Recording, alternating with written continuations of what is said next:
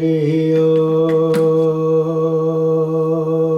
मंगलम भगवान विष्णु मंगलम गरुड़ध्वज मंगलम पुंडरीकाक्ष मंगलाय तनो हरिः। सर्वमंगलमांगल्ये शिवे सर्वार्थसाधिके शरण्ये त्र्यंबिके गौरी नारायणी नमोस्तुते। अखंडमंडलाकारं व्याप्तं येन चराचरं तत्पदं दर्शितं येन तस्मै श्री गुरुवे नमः। नारायणं नमस्कृत्य नरं चैव नरोत्तमं देवीं सरस्वतीं व्यासं ततो जयमुदीरयेत्। कल्याणानां निधानं कलिमलमथनं पावनं पावनानां पाथेयम्यनमुमुक्ष सपदि परपदप्राप्तये प्रस्थितस्य विश्रामयस्थानमेकं कविवरवचसां जीवनं सज्जनानां। बीजं धर्मधुर्मस्य प्रभवतु भवतां भूतये रामनामं। रामं रामानुजं सीतां भरतं भरतानुजं सुग्रीवं वायुसूनं च प्रणमामि पुनः पुनः। लक्ष्मीनाथसमारम्भां नाथ्यामुनिमध्यमाम् अस्मदाचार्यपर्यन्तां वन्दे गुरुपरम्पराम्। भक्ति भक्त भगवंत गुरु चतुरनाम बपु एक, इनके पग बंधन किए नाशे विघ्न अनेक। बोलिए जगज्जननी परमा भवानी की, श्री लक्ष्मी नारायण भगवान की, श्री सीताराम जी महाराज की, श्री हनुमंतलाल जी महाराज की, सपरिवार श्री शंकर भगवान के, सब संत भगवान के, जनता जनार्दन के। 2 बार सभी लोग भगवान के मंगलमय नाम का उच्चारण करें। उसके तत्पश्चात जैसी मैया की प्रेरणा होगी वैसी चर्चा सुनाई जाएगी। श्री राम जय जय राम। श्री राम जय जय राम। श्री राम जय जय राम। श्री राम जय जय राम। जय जय विघ्न हनुमान। जय जय विघ्न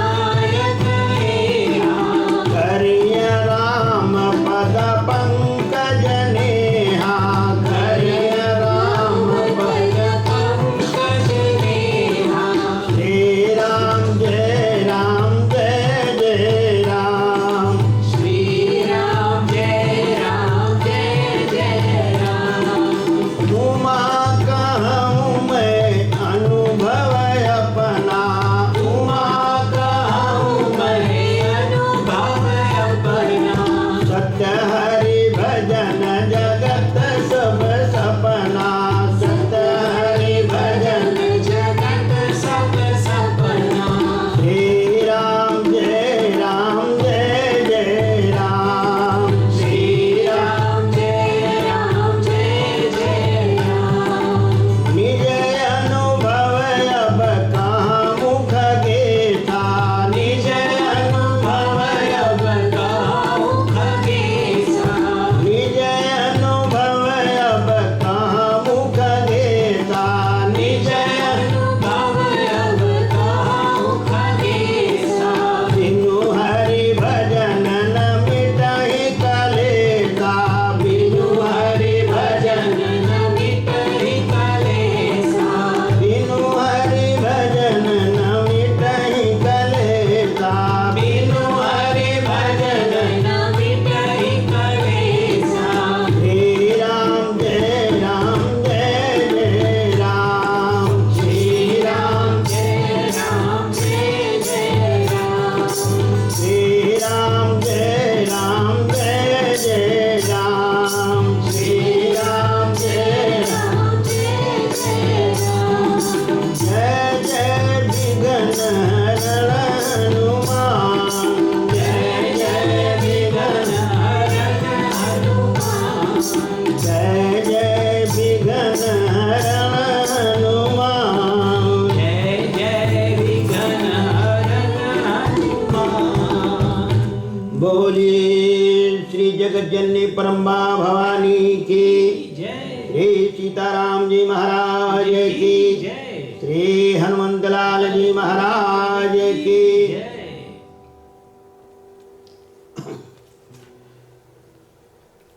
परमपिता परमेश्वर जगज्जननी परम्बा भवानी के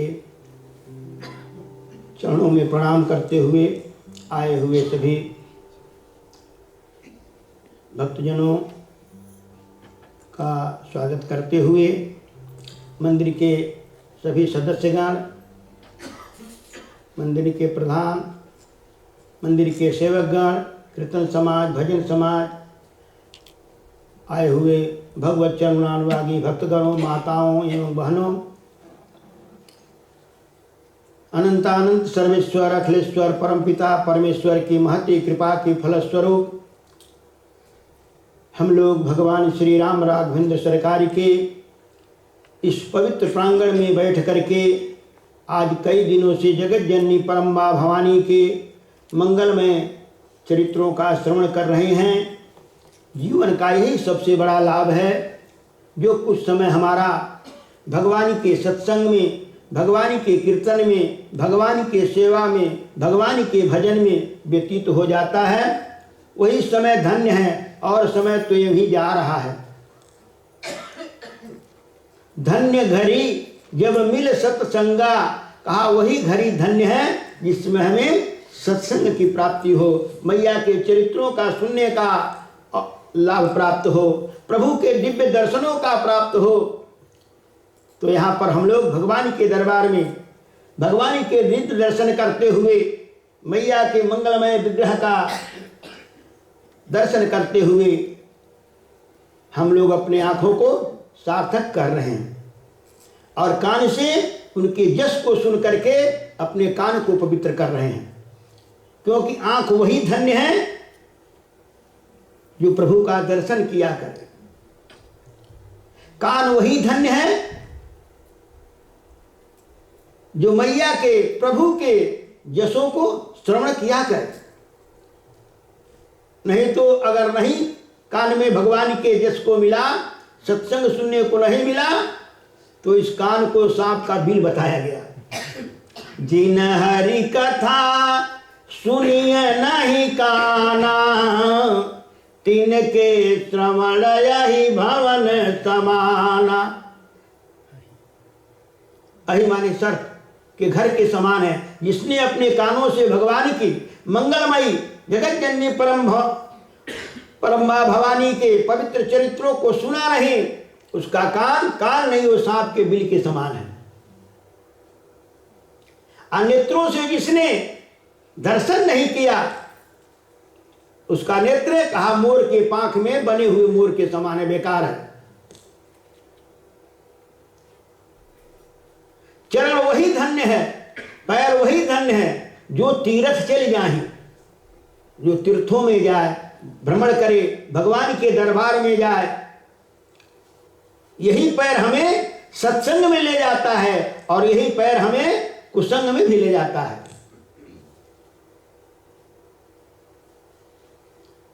तो धन्यता है सत्संग में जाने की। जिह्वा वही भली है जिस जिह्वा से प्रभु का नाम निकले। नहीं तो हमारे संतों ने कहा कि जिह्वा तो वही भली जो नित्य रटती राम, नहीं तो काट कर फेंक दो मुख में भला न चाम। इस चाम का जीव में क्या जरूरत है? जिह्वा वही धन्य है जिस जिह्वा से भगवान का नाम निकले, मैया के कीर्तन हो, प्रभु के यश का वर्णन हो, वही जिह्वा धन्य है।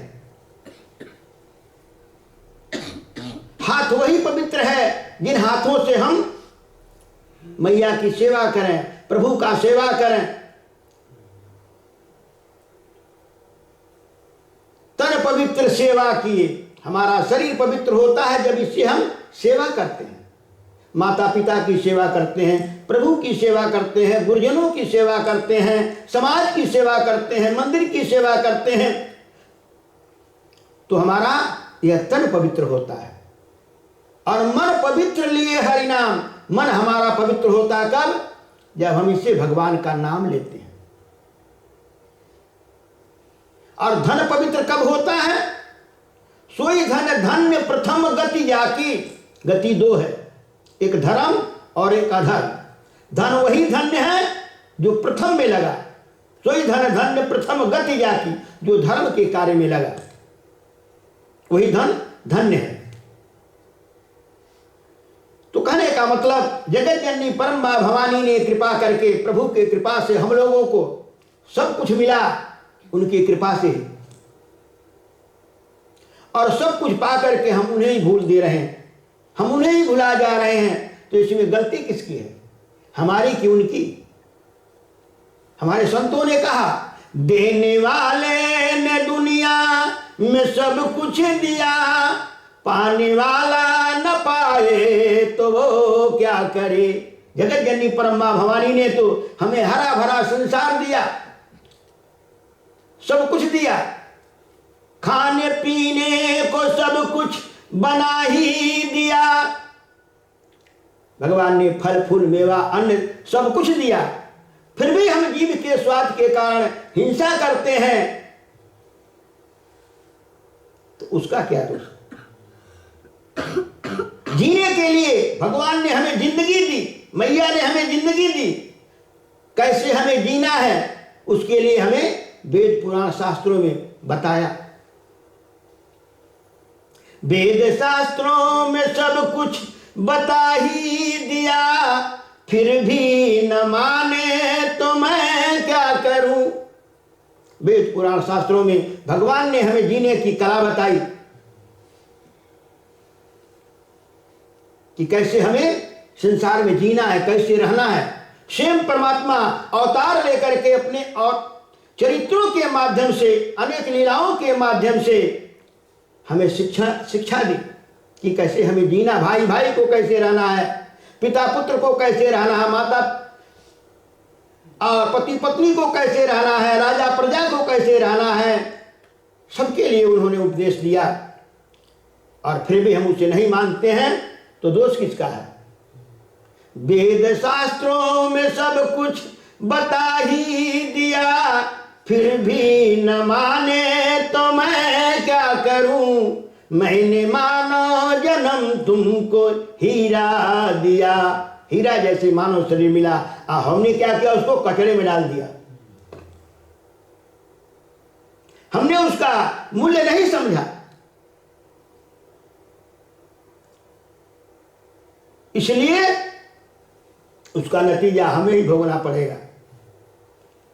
तो जगत जननी परम मां भवानी ने कृपा करके हम लोगों को यह अवसर दिया है आज कई दिनों से हम लोग जगत जननी परम मां भवानी के चरित्रों को सुन रहे हैं कि श्री वेदव्यास जी महाराज ने देवी भागवत महापुराण का सृजन किया और राजा परीक्षित को के पुत्र जन्मेजय को श्रीमद् देवी भागवत महापुराण का श्रवण कराया। जन्मेजय वेदव्यास जी से पूछते हैं, गुरुदेव आपने मुझे जगत जननी परम मां भवानी के प्रभाव को दिखाया, बताया कि किस प्रकार से जगत जननी परम मां भवानी से ब्रह्मा विष्णु शिव आदि का सृजन होता है और उनको आदेश होता है और उन्हें शक्तियां प्राप्त होती हैं, जिन शक्तियों के माध्यम से वो सृष्टि का कार्यभार संभालते हैं।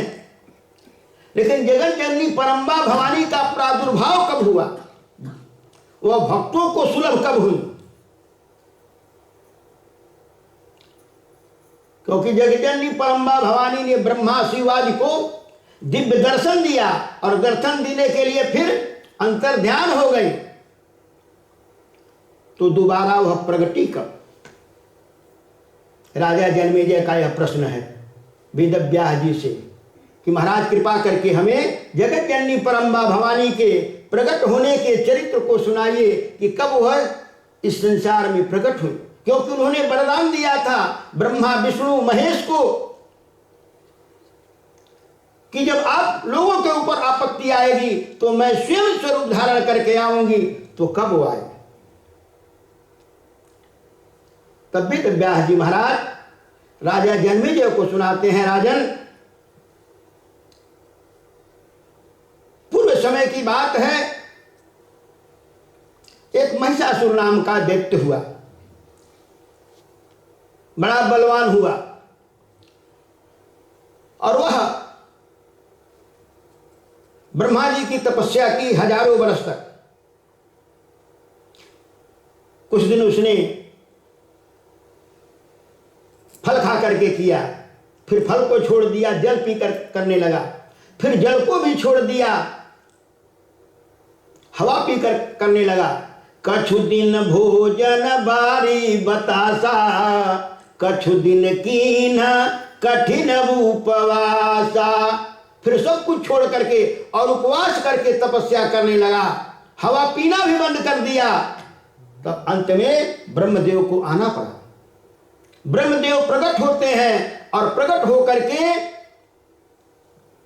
महिषासुर से कहते हैं कि मैं तुम्हारी तपस्या से प्रसन्न हुआ, मांगो तुम्हें क्या चाहिए, तुम किस लिए तपस्या कर रहा, तुम्हें क्या चाहिए? केहि अवराधौ का तुम चाहू, हम सन सत्य मरम की न कहू। सत्य सत्य बताओ तुम्हें क्या चाहिए? तब उसने कहा महाराज मैं अमर होना चाहता हूं,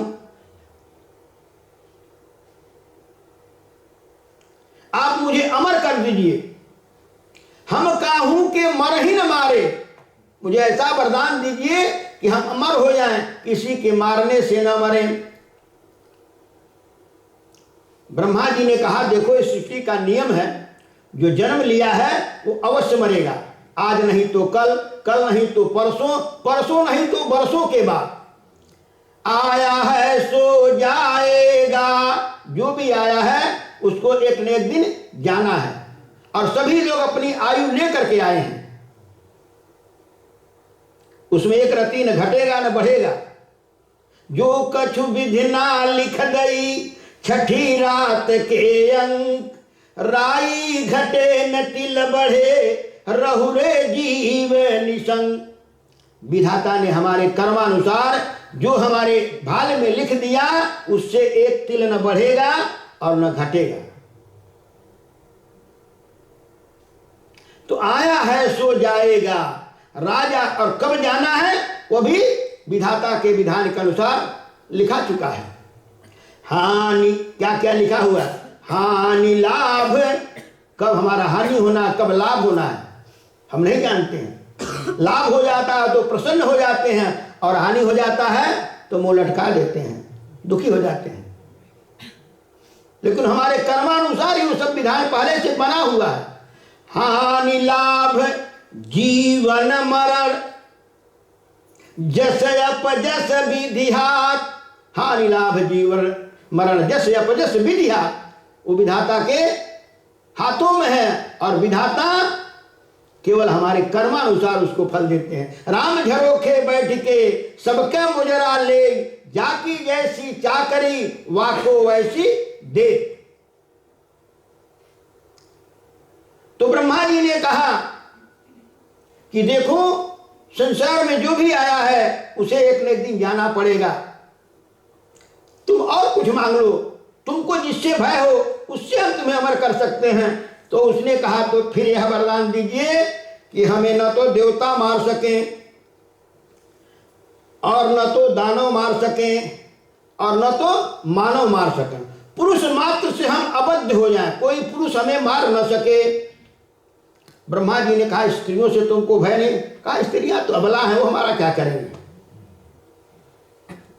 ब्रह्मा जी ने कहा एवं मस्त जाओ, ऐसा ही होगा, तुम किसी देवता से नहीं मरोगे, किसी दानव से नहीं मरोगे और किसी मनुष्य से नहीं मरोगे। जब भी मरोगे तो स्त्री के हाथ से मरोगे। इस प्रकार से ब्रह्मा जी के मोह माया से मोहित होकर के और उसने वरदान प्राप्त किया और सोचा कि अब तो मैं अमर हो गया। तो इस प्रकार से वह वरदान प्राप्त करके और अपने नगर में आया। राजा परीक्षित ने राजा जन्मेजय ने पूछा महाराज ये महिषासुर किसका पुत्र था? वेदव्यास जी ने कहा राजन ये महिषासुर जो था ये रंभ का पुत्र था। एक दनु नाम का दैत्य था, उसके दो पुत्र थे, एक का नाम था रंभ, दूसरे का नाम था करम्भ। दोनों तपस्या करने के लिए गए हिमालय में। करम्भ जो था वह जल में नदी के अंदर पंच नदी के किनारे जाकर जल में बैठ करके और तपस्या करने लगा। और जो रंभ था वह बरगद के पेड़ के नीचे पंच अग्नि जला करके, चारों अग्नि बना करके और बीच में बैठ करके तपस्या करने लगा। इस प्रकार से दोनों घनघोर तपस्या करने लगे। इंद्र को पता चला कि रंभ और करम्भ दोनों भाई तपस्या कर रहे हैं और तपस्या के बदले हो सकता हमारा स्वर्ग न कहीं ले ले, और दोनों दैत्य तो है ही हैं, तपस्या से वर प्राप्त करके हमें ही परेशान करेगा। इसलिए उसने तपस्या को भंग करने के लिए इंद्र ने सोचा और आ करके जो जल में तपस्या कर रहा था करम्भ, उसको मगरमच्छ बन करके जल में प्रवेश किया इंद्र ने और उसके पैर को पकड़ करके उसको मार डाला। जब करम्भ मारा गया तो जो रंभ था जब सुना तो उसको पता चला तो उसको बड़ा क्रोध आया इंद्र पर। उसने मेरे भाई को मार डाला। उसने अपनी तपस्या और घनघोर कर दी। जब उसके तपस्या से अग्निदेव प्रकट नहीं हुए, अग्निदेव का तपस्या कर रहा था चारों अग्नि बना करके, तब उसने एक हाथ में तलवार लेकर के और सोचा कि अपने भाई हमारा मारा गया और ये हमारा जो इष्ट है ये प्रकट ही नहीं हो रहा है। तो उसने तलवार लेकर के सोचा अपने सिर को ही अपने इष्टदेव के चरणों में चढ़ा दें। तो जो ही तलवार लेकर के बाएं हाथ से अपने सिर को पकड़ करके और मारना चाहा, उसी समय अग्निदेव प्रकट हो जाते हैं और प्रकट होकर के रंभ से वरदान मांगने की कहते हैं। रंभ, ये तुम इतनी बड़ी पाप कर्म क्यों करने जा रहा है? आत्महत्या करना महापाप बताया गया है। और तुम आत्महत्या करने जा रहा है, ये महापाप है। आत्महत्या करने वाला हजारों वर्ष प्रेत योनि पा करके और भटकता रहता है, उसे न खाने को मिलता है न पीने को मिलता है, और वह भटकता रहता है, नाना प्रकार के दुखों को भोगता रहता है। तो तुम आत्महत्या करने जा रहा था। अग्निदेव ने कहा, हम तुम्हारी तपस्या पर प्रसन्न हैं, मांगो तुम्हें क्या चाहिए। रंभ ने कहा, महाराज हम दोनों भाई पुत्र प्राप्ति के लिए तपस्या कर रहे थे, क्योंकि हमारे कोई संतान नहीं थे, तो हम पुत्र प्राप्ति के लिए तप कर रहे हैं, हमें आप पुत्र दीजिए, और ऐसा पुत्र दीजिए जो देवता से, दानव से, मानव से अबद्ध हो। मनो न देवता मार सके, न दानव मार सके, न मानव मार सके, ऐसा मुझे वरदान दीजिए, ऐसा पुत्र मुझे चाहिए। अग्निदेव ने कहा, यो मस्तु, जाओ ऐसा ही होगा, लेकिन एक वरदान हम तुम्हें और दे रहे हैं कि तुम जिस स्त्री पर मोहित होगा उसी के द्वारा यह तुम्हारा पुत्र उत्पन्न होगा। अब यह जो रंभ था वह वरदान पा करके और जा रहा था, रास्ते में उसने एक महिषी भैंस को देखा, एक जवान भैंस को देखा, तो इसको वरदान से के द्वारा शक्तियां मिल चुकी थी, ये जौन सा रूप चाहे वह रूप धारण कर लेता था। तो इसने अपने उस रूप को बदल करके भी महिष बन गया, भैंसा बन गया, और उसके साथ रमण किया, जिसके कारण से वो महिषासुर पैदा हुआ, वो भी महिष के ही रूप में था। तो इस प्रकार से महिषासुर की उत्पत्ति हुई। आगे इसके बड़े विस्तार से उसमें दिया किस प्रकार से उस महिष से हुई और फिर उसका वध हुआ और यह महिषासुर प्रकट हुआ। बड़ी लंबी कथा, लेकिन हम लोग पास तो थोड़ा ही समय है और आज तो हम लोग का अंतिम दिवस भी है, तो मैं थोड़े मां सब कहूं बुझाई, सावधान सुन धर्म मन माही, थोड़े मां सब कहूं बुझाई। तो इस प्रकार से महिषासुर प्रकट हुआ और घोर घोर तपस्या से उसने वरदान प्राप्त किया, और प्राप्त करके उन्मत्त हो गया। जब शक्ति प्राप्त हुई तो अब उन्मत्त होकर के और वह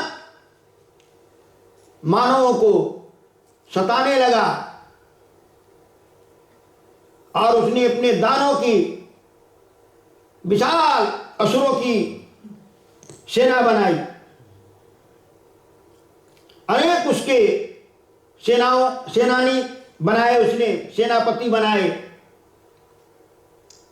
चिच्छुर नाम का सेनापति उसका था, वास्कल नाम का सेनापति था,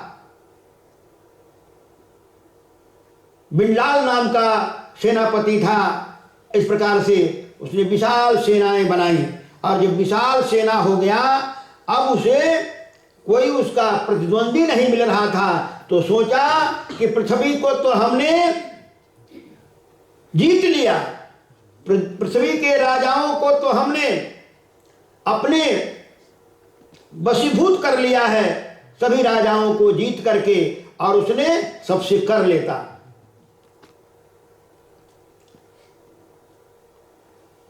अब यह स्वर्ग पर चढ़ाई करने के लिए विचार करने लगा। अपने मंत्रिमंडल को बुलाया और कहा कि पृथ्वी पर और पाताल लोक पर तो हम लोगों का आधिपत्य 2 लोकों पर हो गया, अब हम लोगों का आधिपत्य स्वर्ग पर होना चाहिए। तो इस प्रकार से उसने अपना एक दूत भेजा कि जाकर के इंद्र को कह दो कि वह स्वर्ग खाली कर दे, अन्यथा लड़ने के लिए तैयार हो जाए। दूत ने जाकर के और इंद्र से कहा। इंद्र बेचारा सुन करके बड़ा क्रोधित हुए। उन्होंने भी फिर अपनी सेना इकट्ठा करना शुरू, देव सेना तैयार करना शुरू किया।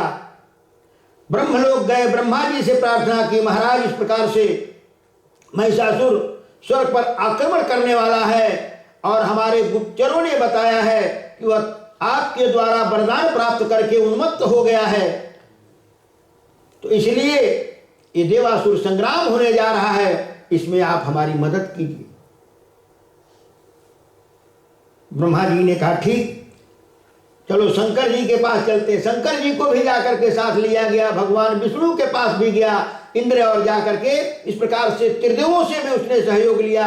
ये सभी मिलकर के इधर देवताओं की सेनाएं सज रही हैं और उधर महिषासुर जो है वो अपने बड़े बड़े राक्षसों को सजाया। जो चिक्षुर था वो 10,000 सैनिक लेकर के आकर के उसके साथ मिल जाता है। बिंडाल जो है वह 1,00,000 धनुषधारियों को लेकर के, दैत्यों को लेकर के आकर के उसके सेना में शामिल हो जाता है। इस प्रकार से वास्कल है, चिक्षुर है, तमाम दैत्यों ने आकर के विशाल उसकी सेना हो गई है और फिर स्वर्ग पर आक्रमण हो जाता है। और उस आक्रमण में बड़ा भयंकर युद्ध होता है। भगवान विष्णु भी उस युद्ध में शामिल हैं, भगवान भोलेनाथ भी हैं, शंकर जी भी हैं, ब्रह्मा भी हैं, अपनी अपनी सवारी पर सब देवराज इंद्र अपने एरावत पर चढ़ करके और अपना वज्र आदि धनुष बाण लेकर के और सुसज्जित होकर के रण क्षेत्र में पहुंचे हैं। भगवान विष्णु भी अपने गरुड़ पर बैठ करके और अपने अस्त्र शस्त्र को लेकर के पधारे हैं। भगवान भोलेनाथ अपने वृषभ पर बैठ करके और नाना अस्त्र शस्त्र लेकर के पधारे हैं। ब्रह्मा जी अपने हंस पर बैठ करके और अपने पास आदि दिव्य अस्त्रों को लेकर के पधारे हैं। वरुण, अग्नि, सूर्य, चंद्र सब ने अपने अपने रथों पर बैठ करके अपनी अपनी सेनाएं लेकर के और वहां सम्रांगण में पहुंचते हैं। बड़ा भीषण युद्ध होता है देवताओं में और उन असुरों में। अंत में होता क्या है कि महिषासुर जो है वो वर के द्वारा अजय हो गया है। किसी देवता के मारने से मरता नहीं है और उसके प्रहारों से देवताओं की क्षति होने लगी। बड़ा भयंकर युद्ध होने लगा, सेनापतियों से इंद्र लड़ने लगे। इधर भगवान विष्णु का युद्ध महिषासुर से होने लगा। बड़ा भयंकर युद्ध हुआ है और इस युद्ध में भगवान विष्णु ने अपने सारंग धनुष से महिषासुर के ऊपर आक्रमण करते हैं। महिषासुर अपने धनुष बाण से भगवान के ऊपर आक्रमण करता है। भगवान उसके बाणों को काट डालते हैं, अपने सुदर्शन चक्र का प्रहार करते हैं। उसके पास भी सुदर्शन चक्र है, उसने अपने सुदर्शन चक्र से भगवान के सुदर्शन चक्र के प्रभाव को विहीन कर देता है वरदान के कारण। अंत में भगवान जब उसे दोबारा सुदर्शन चक्र से मारने के लिए तैयार होते हैं तो अंतर ध्यान हो जाता है, क्योंकि वह अनेक रूप बना करके लड़ता। कभी भैंसा बन करके और सींगों से लगता पहाड़ों को खोद खोद करके फेंकने, कभी खुरों से पृथ्वी को खोद खोद करके देवताओं के ऊपर प्रहार करता, पत्थरों को उठा उठा करके। और जब देखता हमारे ऊपर अब आक्रमण होने वाला है तो तुरंत सिंह के रूप में बन जाता। सिंहों से भगवान विष्णु के ऊपर आक्रमण कर दिया है। नखों से उसने गरुड़ जी को मूर्छित कर दिया है, उनके गरुड़ जी के सिर पर प्रहार किया है, जिससे गरुड़ जी मूर्छित हो जाते हैं। भगवान को लेकर के कुछ देर के लिए अलग हो जाते हैं। भगवान तब उनके सिर के ऊपर हाथ चलाते हैं, गरुड़ के ऊपर। और भगवान का कर कमल जानते ही कैसा है ना, शीतल सुखद छाह जेहि कर की मेटत पाप ताप अरु माया। भगवान के कर कमल ऐसे हैं जिसके सिर पर घूम जाए उसका पाप ताप दर्द सब समाप्त हो जाता है। भगवान विष्णु ने गरुड़ जी के सिर के ऊपर जब अपना हाथ फेरा, उनका सारा दर्द समाप्त हो गया और पुनः गरुड़ जी अपना भगवान को अपने ऊपर लेकर के और लड़ाई के मैदान में पहुंच जाते हैं। बड़ा घनघोर युद्ध होता है और इस प्रकार से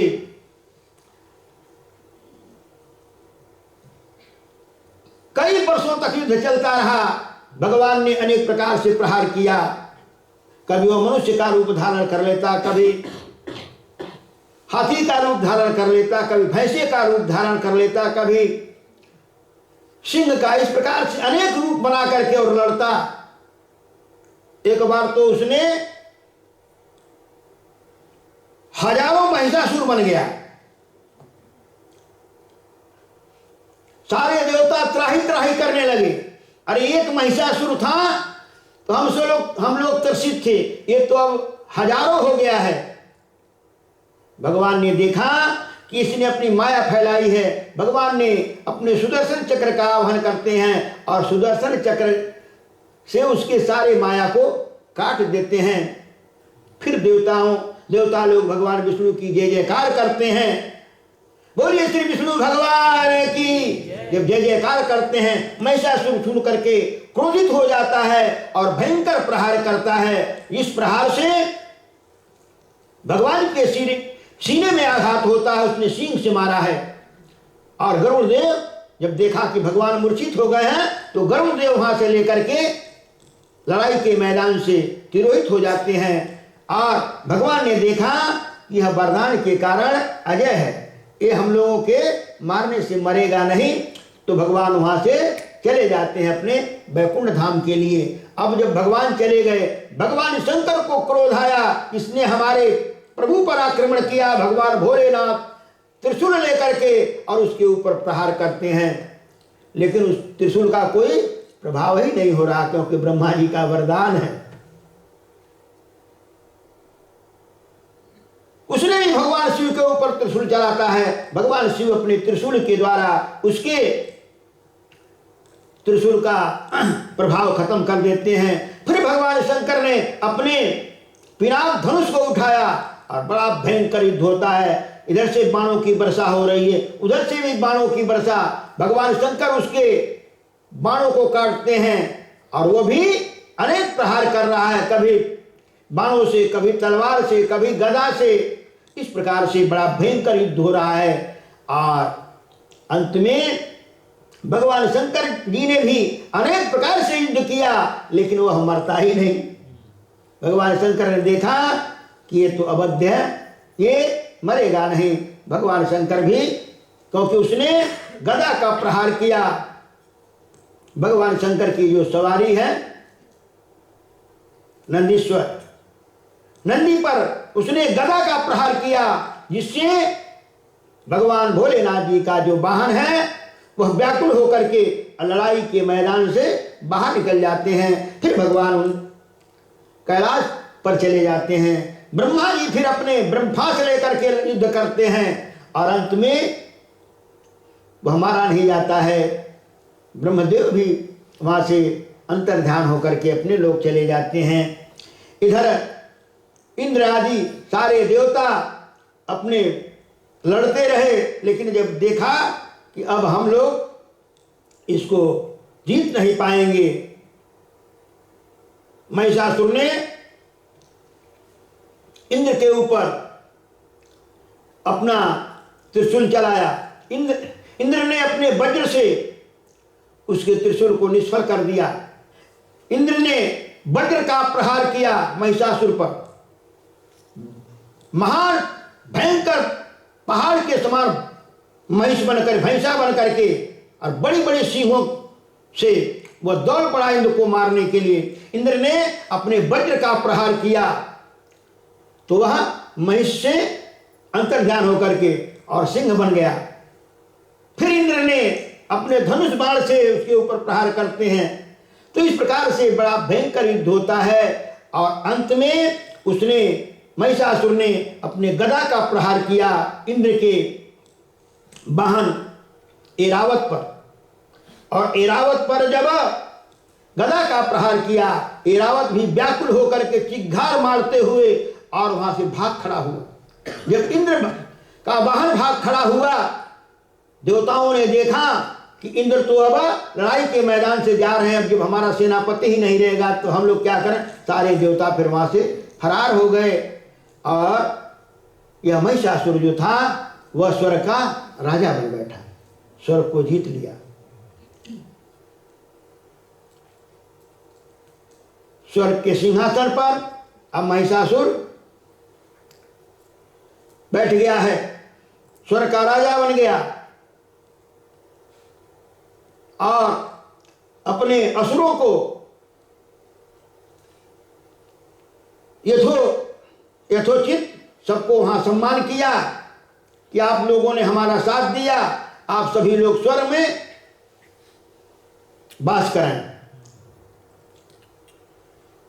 तो इस प्रकार से जब इसका स्वर्ग पर आधिपत्य हो गया, देवता बेचारे मारे मारे जंगलों में भटकने लगे, पहाड़ों में घूमने लगे और कहीं अगर पता चल जाता तो फिर देवताओं को ये त्रसित करता था।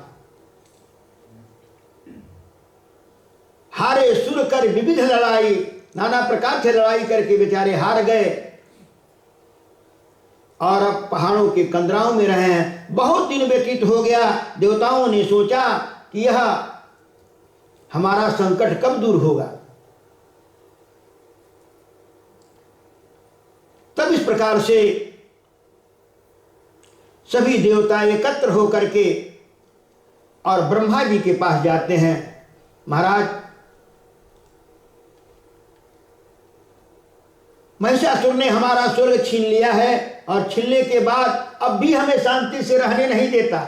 उसे पता चल जाता कि हम कहाँ हैं तो वहां आकर के हमें प्रताड़ित करता है। महाराज, कोई उपाय करें जिसके कारण हमारा पुनः स्वर्ग की प्राप्ति हो। ये हमारा दुख कब दूर होगा। ब्रह्मा जी ने कहा चलो भगवान शंकर के पास चलते हैं, वही कुछ उपाय बताएंगे। तो ब्रह्मदेव को लेकर के इंद्र आदि सभी देवता भगवान भोलेनाथ के पास कैलाश पहुंचते हैं। कैलाश में जाकर के सबने भगवान शंकर की स्तुति की। भगवान शंकर प्रकट होते हैं, उनका दिव्य दर्शन करते हैं और दर्शन करने के बाद देवताओं ने अपना दुख सुनाया कि महाराज, हम लोग स्वर्ग से निकासित होकर के नाना प्रकार के दुख भोग रहे हैं, आप कृपा करके कोई उपाय बतावें जिससे हमारा यह संकट दूर हो। भगवान शंकर ने कहा, ब्रह्मदेव, आपके ही द्वारा दिए हुए वरदान का यह नतीजा है, या सारे देवता भोग रहे हैं, नाना प्रकार के कष्ट भोग रहे हैं। अब चलिए भगवान विष्णु के पास वैकुंठ चला जाता है और हम सब में वह श्रेष्ठ हैं, वही कोई उपाय बताएंगे। तब ब्रह्मा, शिव, इंद्र और सारे देवता वैकुंठ में पहुंचते हैं और जाकर के वैकुंठ में भगवान की स्तुति करते हैं कि प्रभु, जब जब हम लोगों के ऊपर विपत्ति आई तब तब आपने ही दूर किया है। जब जब नाथ सुरन दुख पायो, नाना तनु धरि तुम ही नसायो। मीन कमठ सूकर नरहरि, बामन परशुराम बपुधरि। जब जब नाथ सुरन दुख पायो, नाना तनु धरि तुम ही नसायो। जब जब हम देवताओं पर विपत्ति आई है तब तब आपने अनेक रूप धारण करके और हमारे विपत्ति को समाप्त किया है। भगवान शंकर भी कहते हैं, महाराज, हमारे ऊपर भी जब विपत्ति आई है तो आपने ही हमारी विपत्ति को दूर किया है। हम ही से वरदान प्राप्त करके और हम ही को मारने के लिए, जैसे भस्मासुर था, शिव जी की करी तपस्या, भगवान शंकर की तपस्या किया, भगवान शंकर ने वरदान दिया। उसने कहा कि ऐसा वरदान दीजिए कि जिसके सिर पर हाथ रखे वो जलकर भस्म हो जाए। भगवान शंकर ने कहा एवं अस्तु, वरदान तो पा गया, उसके बाद बड़ा खुश हुआ। अब सोचा कि इसका प्रयोग किसके ऊपर करें। देखा शिव जी के साथ बड़ी सुंदरी पार्वती जी हैं, सोचा इन्हीं को समाप्त करके और इनको हम ले लें। सो शिव जी भस्मासुर ने करी तपस्या, उसने तपस्या की, बर दीनो यति भारी, शिव के सिर पर हाथ धरन को दुष्ट ने मन में विचार करके शंकर जी को ही सिर पर अब हाथ धरने के लिए दौड़ पड़ा। भगवान शंकर को भागना पड़ा। अंत में अब उनसे भगवान को, शंकर जी को बचाने के लिए भगवान विष्णु को मोहिनी का रूप धारण करना पड़ा। विश्व मोहिनी का रूप धारण करके और रास्ते में वह आते हैं और कहते हैं, भस्मासुर अरे कहां जा रहा है? और तो विश्व मोहिनी थे, उनको देखते ही वो मोहित हो गया।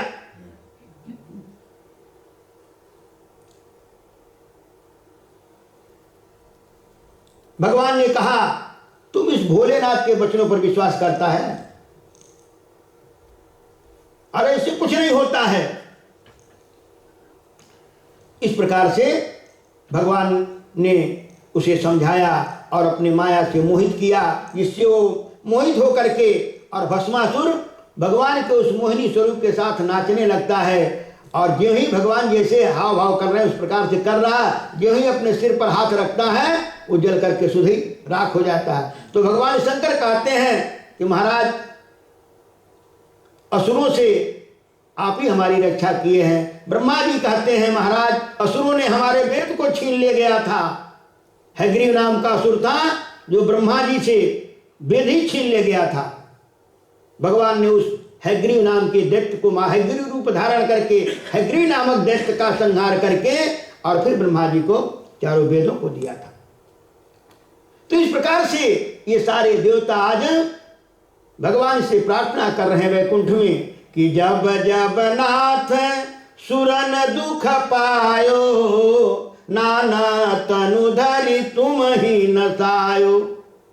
इसलिए प्रभु इस समय हमारे ऊपर भयंकर विपत्ति आई हुई है, कृपा करके आप उसको दूर कीजिए। भगवान प्रसन्न होते हैं। भगवान ने कहा, देवों देखो, ब्रह्मा जी के द्वारा यह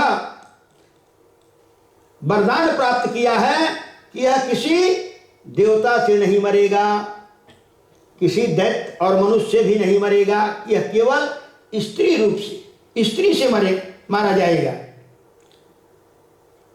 तो ऐसा करो, हम उस जगत जननी परम्बा भवानी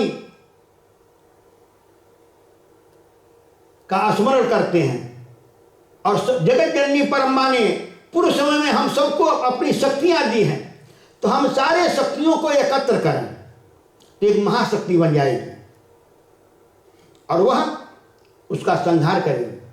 तब इस प्रकार से जब भगवान विष्णु ने कहा तो ब्रह्मा जी के मुख से एक तेज निकला और वह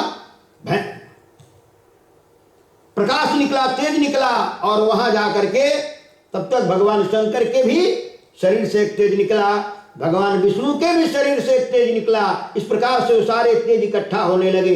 इंद्र के शरीर से भी शक्ति निकली,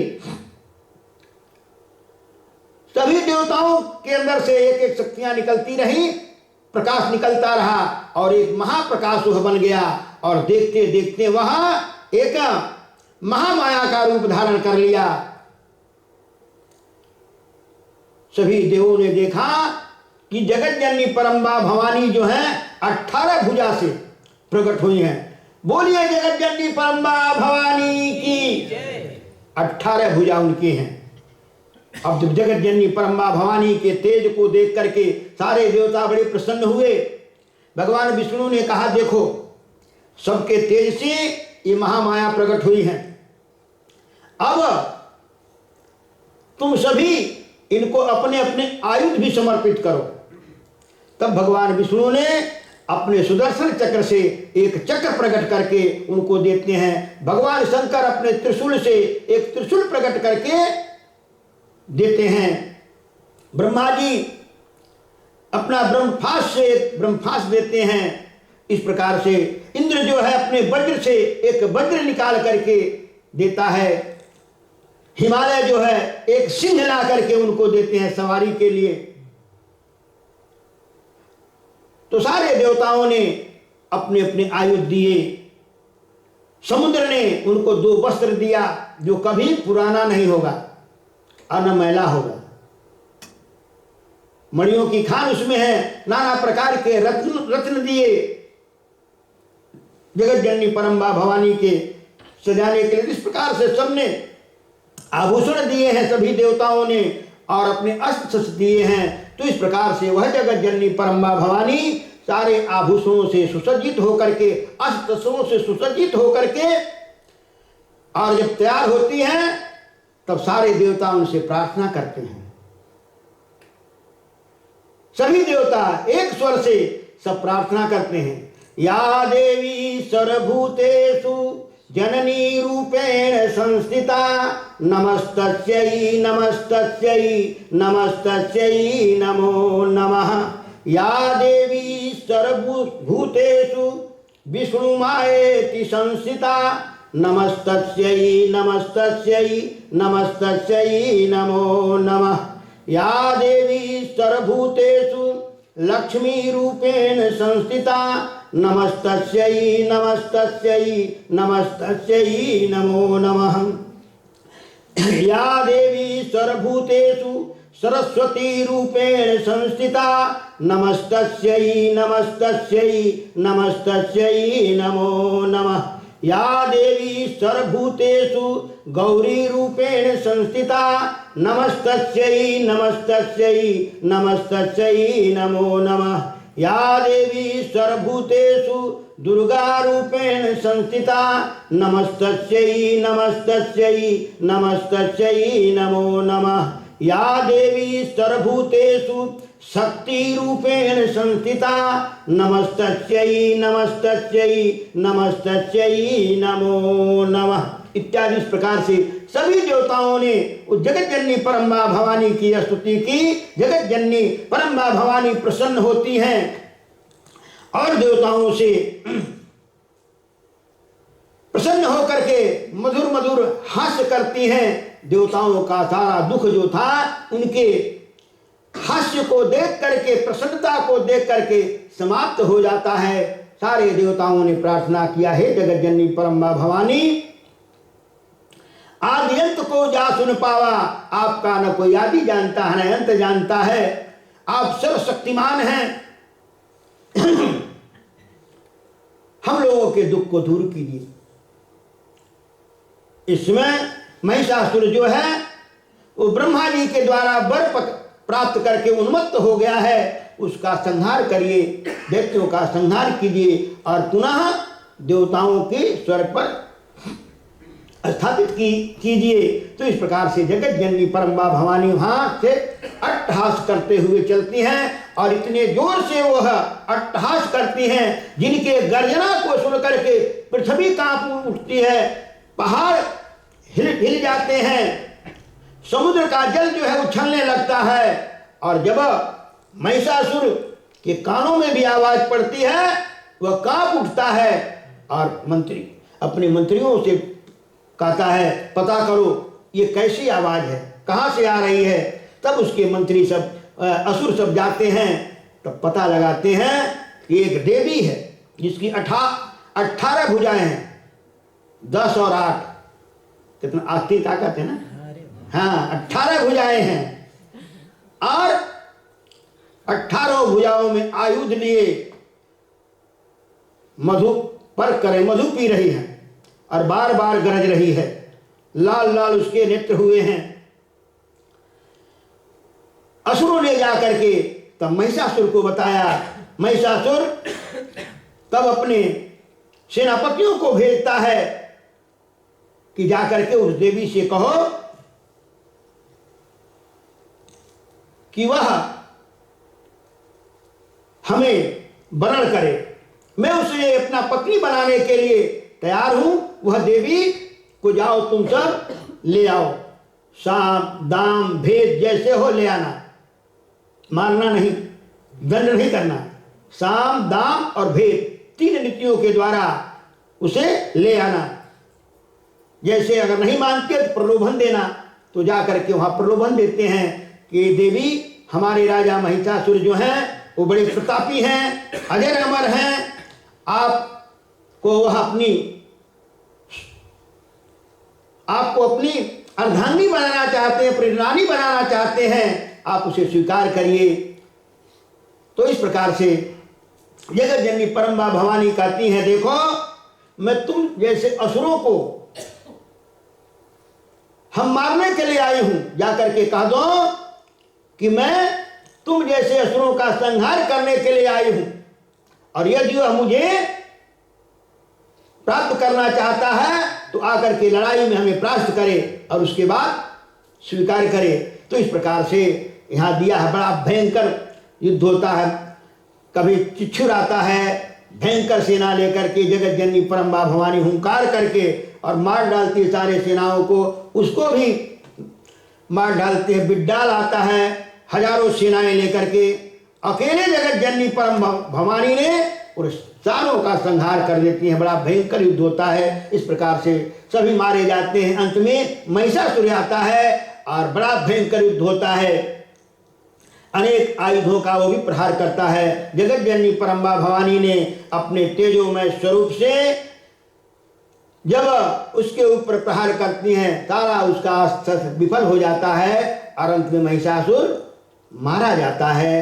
तो इस प्रकार से बोलिए जगत जननी परम्बा भवानी की जय।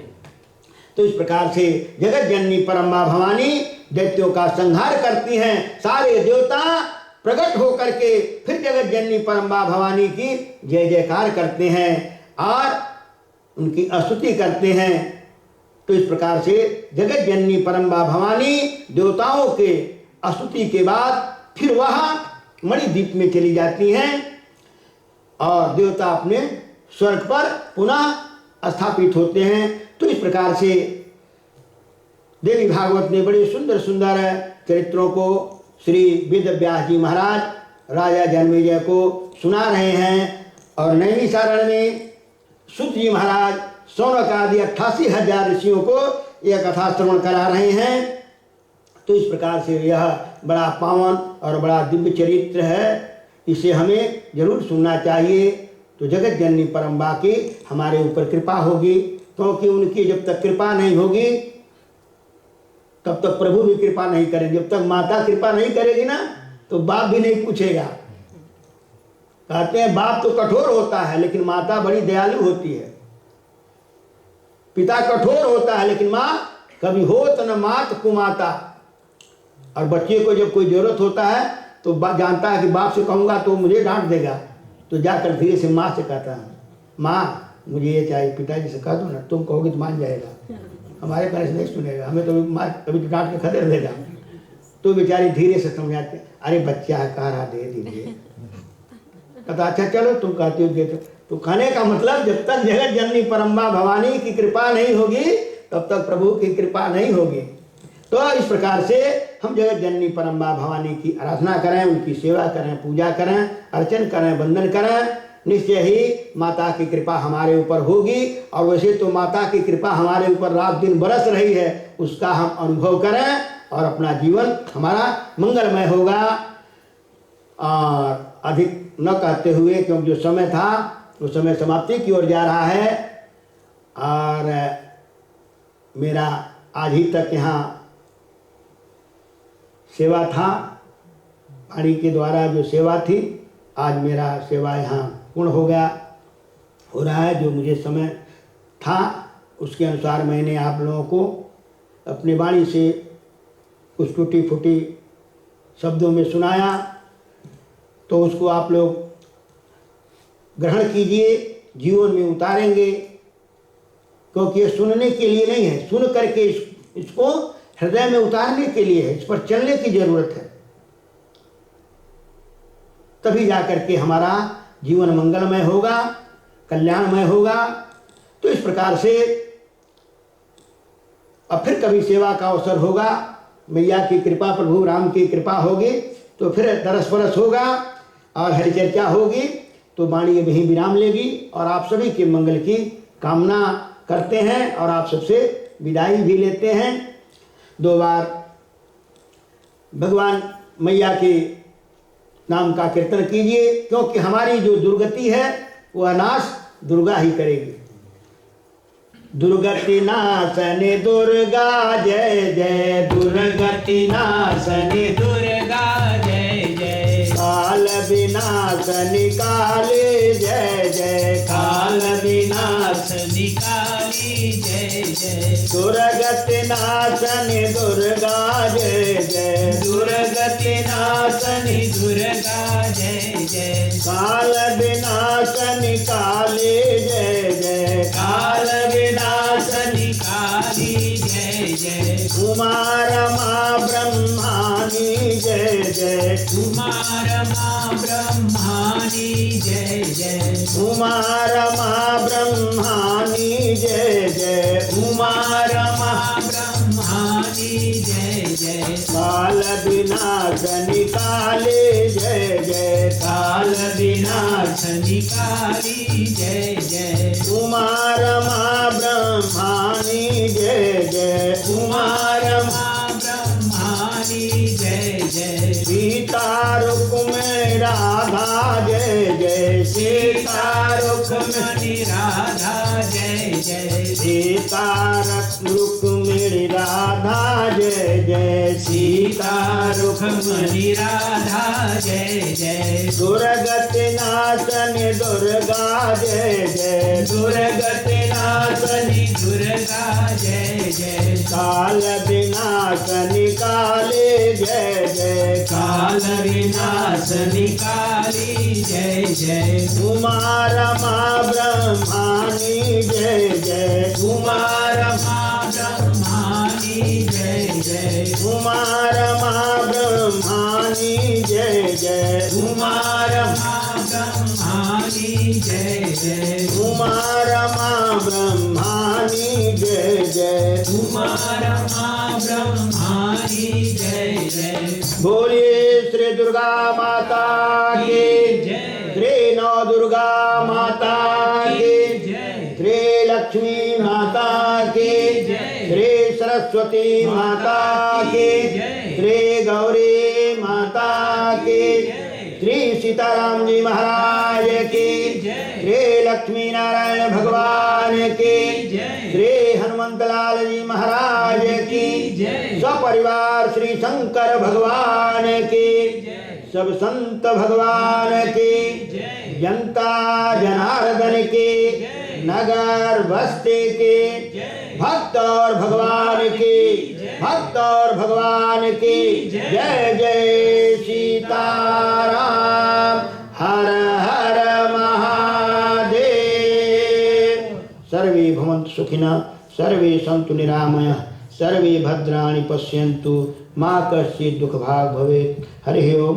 शांति शांति सुशांतिर्भो। इन्हीं शब्दों के साथ अपने वाणी को भगवान मैया के चरणों में अर्पित करते हुए आप सभी से विदा लेते हैं और आप सबके मंगल की कामना करता हूँ कि जगत जननी परम माँ भवानी आपको अपनी भक्ति शक्ति तंदुरुस्ती दे, सदा आप लोगों पर कृपा बरसाती रहे।